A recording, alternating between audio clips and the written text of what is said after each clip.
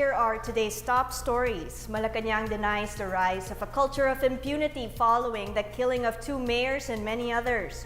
President Duterte sets conditions for the possible resumption of peace talks with the communist rebels. The LTFRB approves a 1 peso provisional fare hike for selected public utility jeepneys. And 2 of Mindanao's national living treasures are featured in the ARMM Village Expo. Good day, I'm Pia Rosas Morato. Welcome to the PNA Newsroom.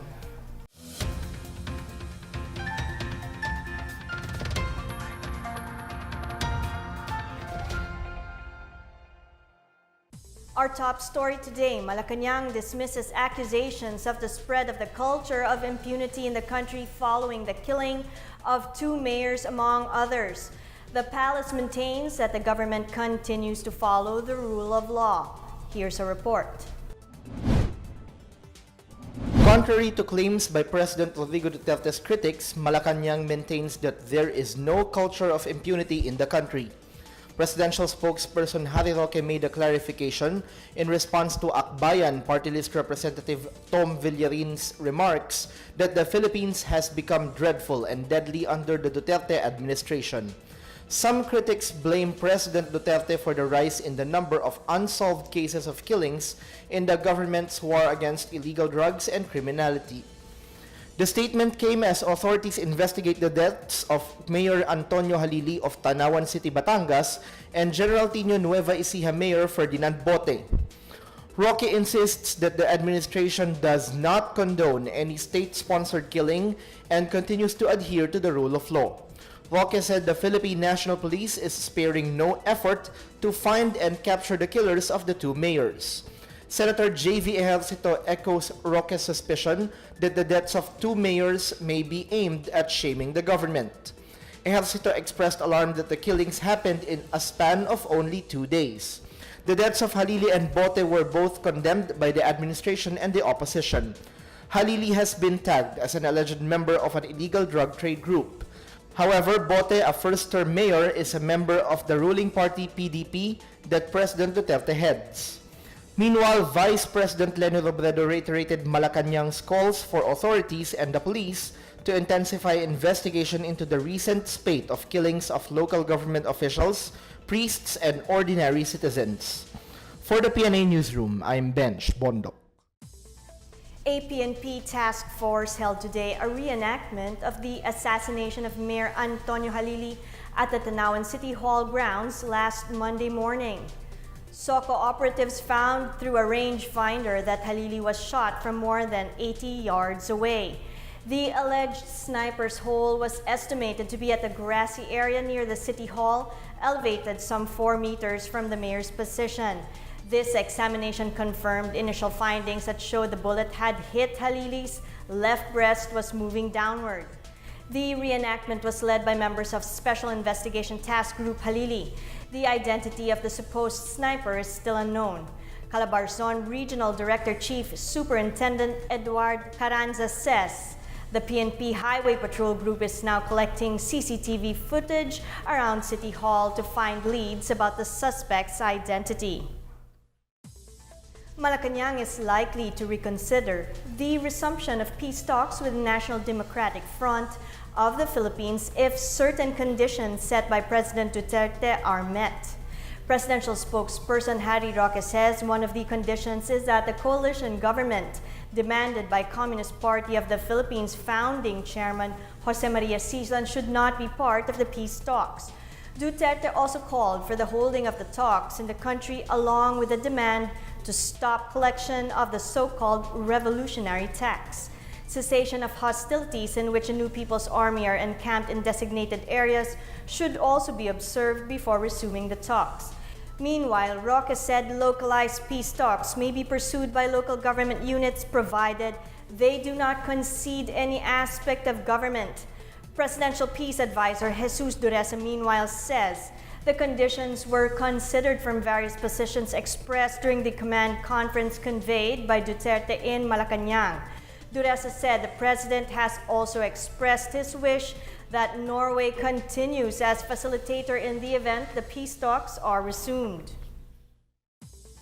The Judicial and Bar Council is set to vote on the shortlist of candidates for the country's next ombudsman on July 20. Justice Secretary Menardo Guevara, an ex-officio member of the JBC, confirmed the scheduled voting for the shortlist. To be shortlisted, an applicant must garner at least a majority of 4 votes from the JBC. The JBC is constitutionally mandated to screen applicants to the judiciary and top ombudsman positions. 9 candidates vying for the ombudsman post were already interviewed by the screening body last June 20. Another aspirant, Davao City RTC Judge Carlos Espera II, was no longer interviewed for the post as his interview for the position of Supreme Court Associate Justice was already considered. The shortlist will then be submitted to President Duterte.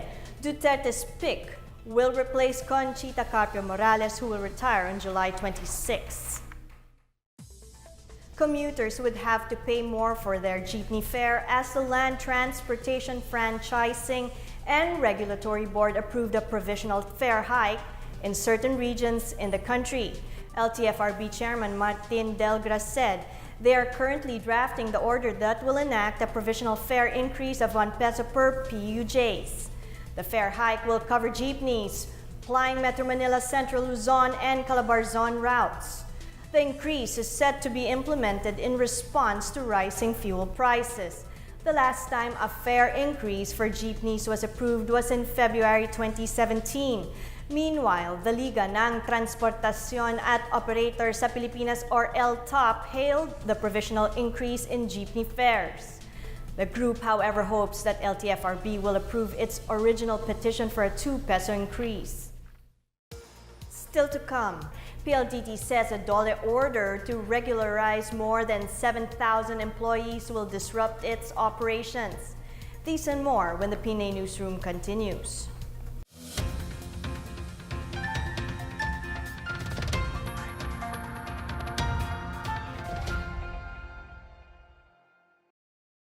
Malinis na tubig ang dapat inumin.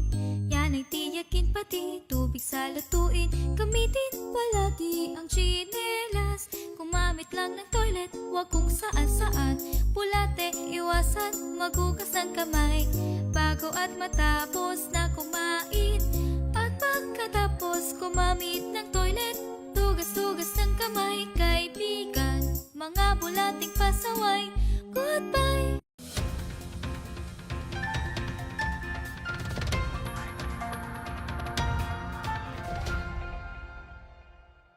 The inflation rate in June exceeded the government's outlook as it hit a record high of 5.2%. Data from the Philippine Statistics Authority showed that price pressures in June accelerated faster than May 2018's rate of 4.6%. The increase was primarily brought about by a higher annual rate posted in the Food and Non-Alcoholic Beverages Index at 6.1%. The index for food items went up to 5.8% in June, with the increase the price of corn, vegetables, meat, and rice. Other contributors to high inflation last month were alcoholic beverages and tobacco, which rose 20.8%, transport up by 7.1%, and housing, water, electricity, gas, and other fuels up 4.6%. With the opening of classes last month, education component also increased by 4%. Earlier, the Department of Finance projected inflation at 4.9%, while the Bangko Sentral ng Pilipinas has seen last month's price pressures rate within 4.3% to 5.1%. Telecom giant PLDT is appealing the order of the Department of Labor and Employment to regularize more than 7,000 employees and to put an end to subcontracting. More on this from Miguel Hill. Telecom firm PLDT Incorporated claims the order of the Department of Labor and Employment to stop engaging in subcontracting activities and regularize more than 7,000 employees will disrupt the company's operations. PLDT denied that it has terminated its service contracts, as the DOLE has also ordered its contractors to cease and desist from providing their services. In a statement, PLDT said stopping contracting and subcontracting activities would effectively shut down these contractors and displace not only the workers deployed to PLDT but also thousands of other workers assigned to other principals. PLDT has filed an appeal before the Court of Appeals last May to invalidate the DOLE order dated April 30, mandating the company to regularize 7,306 employees. The Labor Department has also ordered 38 service contractors of PLDT to cease on engaging in labor-only contracting. Some 23 affected service contractors have also questioned the legality and the validity of the DOLE order before the Court of Appeals. The telco is currently reviewing the status of the employees that were covered in the DOLE order. It vowed to exert its best efforts to resolve these issues while bearing in mind the welfare of the affected workers, its commitments to trade partners like its service contractors, and its duty to deliver quality services to its customers. For the PNA Newsroom, I am Miguel Hill.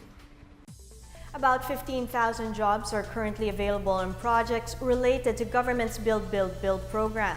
DPWH Secretary Mark Villar says the government continues to deliver its pledge to create jobs as it accelerates its infrastructure program. He added these jobs will be supporting different infrastructure projects throughout the country under the Build, Build, Build program. Most of the job vacancies are for building and construction activities such as architects, engineers, carpenters, heavy equipment operators, and welders, among many others. Aside from on-site construction jobs, there are positions available to support the operation of firms and government agencies involved in Build, Build, Build. The government will be holding the Jobs Caravan on August 12 at the SMX Convention Center in Pasay City from 8:30 a.m. to 4:30 p.m. The government has nearly 5,000 projects across the country under Build, Build, Build program, which will last until 2022. The Bureau of Customs in Zamboanga City reports that it has surpassed its target collection by more than 5 million pesos for the month of June. District Collector Liceo Martinez says their collection in June has reached 28.5 million pesos, which was higher than the target collection goal of 23 million. Martinez attributed the achievement to the strategies his office has adopted, including marketing efficiency, prompt services, and assurance of corruption-free transactions. He says he had assured traders in the region that customs can help them by ensuring prompt and efficient and corruption-free services. Aside from traders in Region 9, businesses from the provinces of Basilan, Sulu, and Tawi-Tawi also avail of the local BOC district services in transporting their goods. Martinez said this is the third month his office has met and surpassed its monthly target goal collection that was set by the BOC Central Office. The Department of Labor and Employment in the Bicol region has noted an increase in the number of workers regularized in response to the government's call to end contractualization. Over 6,000 workers gained regular employment from their companies in Bicol for the first semester of the year. Over 4,000 were regularized through inspections conducted by the Labor Department, while about 2,500 were regularized voluntarily by their respective employers. DOLE Bicol recorded 167 establishments in the region that regularized their workers from January to June 2018. OIC Regional Director Rovelinda De La Rosa has encouraged employers to submit their roster of employees and voluntarily regularize their workers. De La Rosa added that as part of the advocacy to stop ENDO, or the end of contract, the department highlights the policy whenever there are labor-related activities in the region. DOLE also conducts routine inspections in which they evaluate private establishments' compliance with labor laws and social legislation. DOLE Bicol recognizes establishments that observe labor rules and regulations, especially on ending contractualization.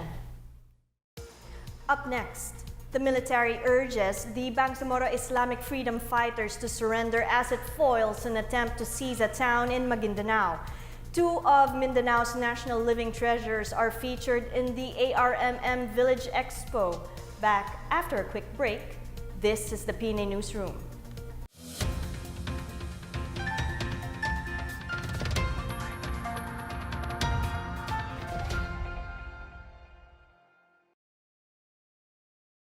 Konsumo sa kuryente ng electric fan ay kayang pababain.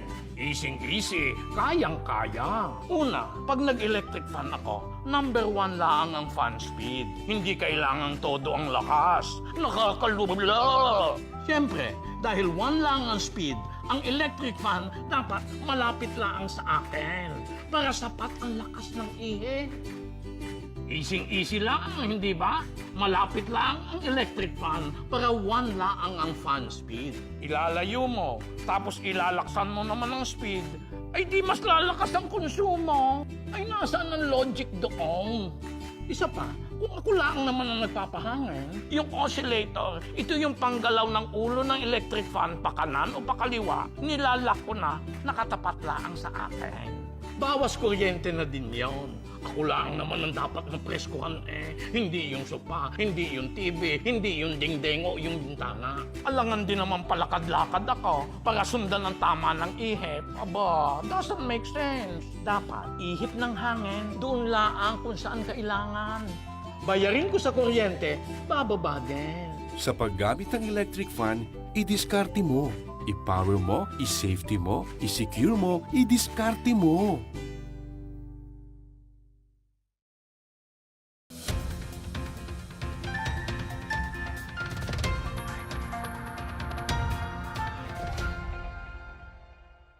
The Dangerous Drugs Board is coming up with more ways to implement random drug testing to eliminate illegal drug use in schools.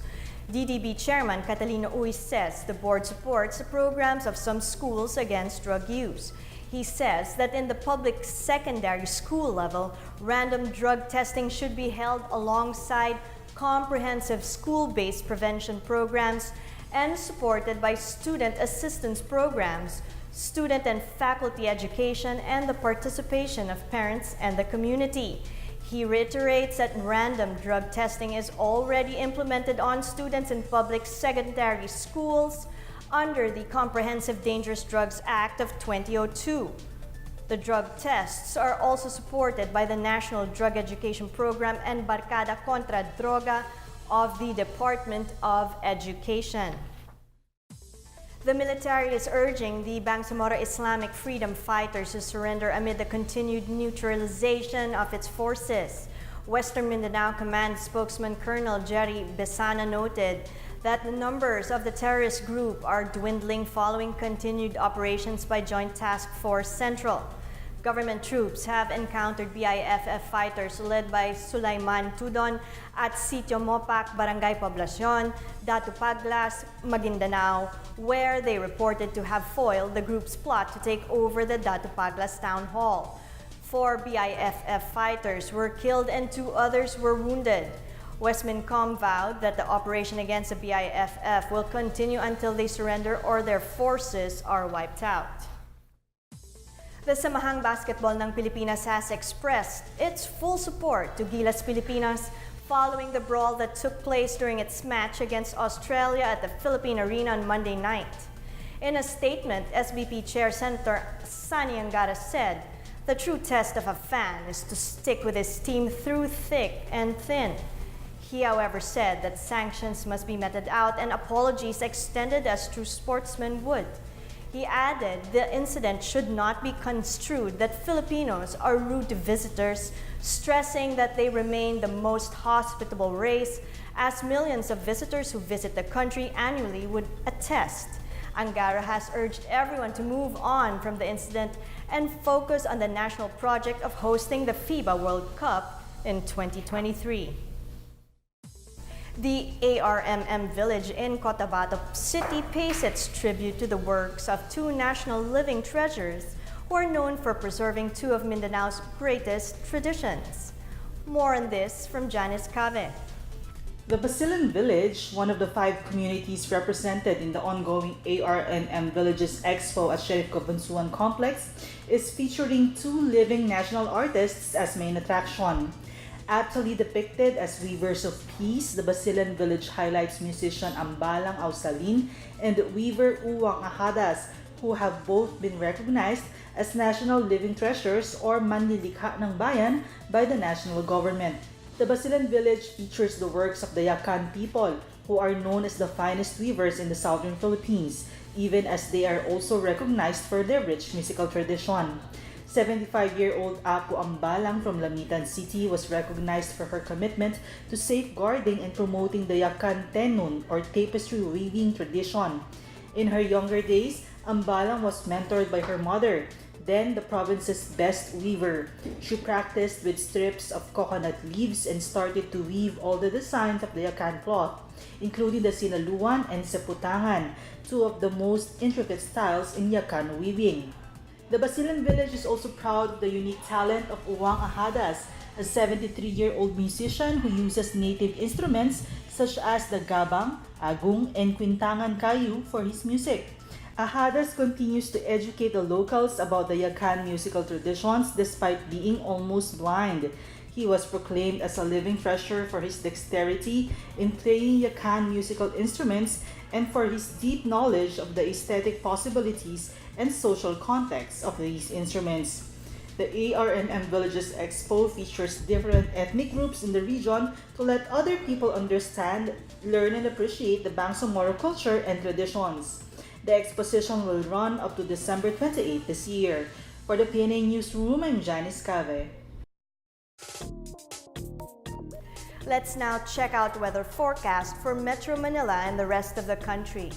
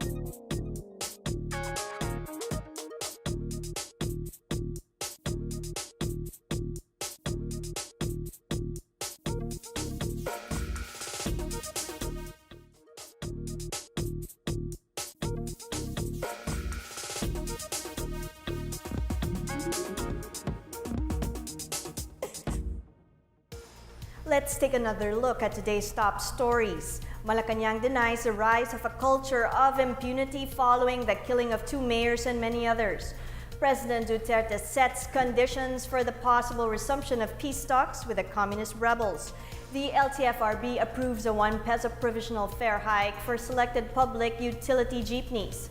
And 2 of Mindanao's national living treasures are featured in the ARMM Village Expo. Thank you for watching another edition of the PNA Newsroom. To check out these and other stories, visit the PNA website or follow the Philippine News Agency on Facebook and Twitter. For more stories about the government and how it serves the Filipinos, look for these hashtags in all of our social media platforms and websites.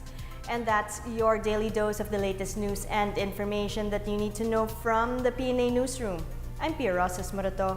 Good day.